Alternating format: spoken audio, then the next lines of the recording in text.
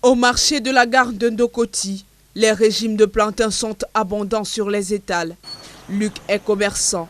Depuis 6 h du matin, il range et trie ses régimes de plantain.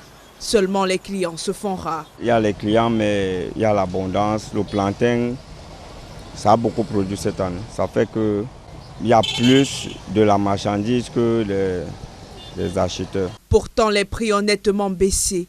Le régime de plantain se vend aujourd'hui entre 1 000 francs et 3 000 francs CFA selon la taille et la qualité. Une amélioration notable par rapport à il y a 2 ou 3 mois, lorsque les prix étaient bien plus élevés. À partir du mois d'avril, fin avril, début mai, il y en aura plein. Ça serait difficile de trouver le plantain. Le plus petit régime va coûter au minimum 2 000 francs. À des kilomètres de là, au marché de l'oignon, les étals débordent également de marchandises. Les prix de l'oignon ont fortement chuté. Le sac de 15 kg est autour de 8 000 francs CFA. Celui de 10 kg, environ 3 500 francs CFA. Et 25 kg, autour de 15 000 francs CFA. Pourtant, il y a encore quelques mois, le sac pouvait atteindre près de 200 000 francs CFA. On vendait à 75 000, 80 000. Voire même au moment des élections, on vendait même à 250 000 le sac d'oignon.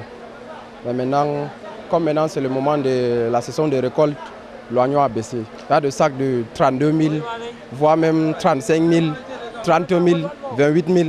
Donc la meilleure qualité quand même c'est 35 000 qu'on vend. La semaine-ci quand même on ne peut pas dire qu'il y a le clientèle. Vu depuis lundi, il y avait, mais la semaine-ci là, il y a quand même un peu de recul.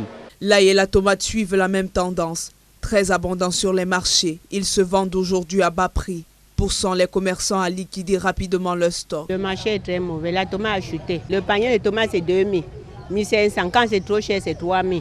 Nous on paye aussi, on vient. Les femmes de la maison partent aussi payer pour aller mettre à la maison. Nous on va encore vendre à qui? Il n'y a même pas le marché, il n'y a pas l'argent, c'est fort. Une situation avantageuse pour les consommateurs, un peu moins pour les commerçants, qui espèrent désormais voir revenir les clients dans les marchés. Oh,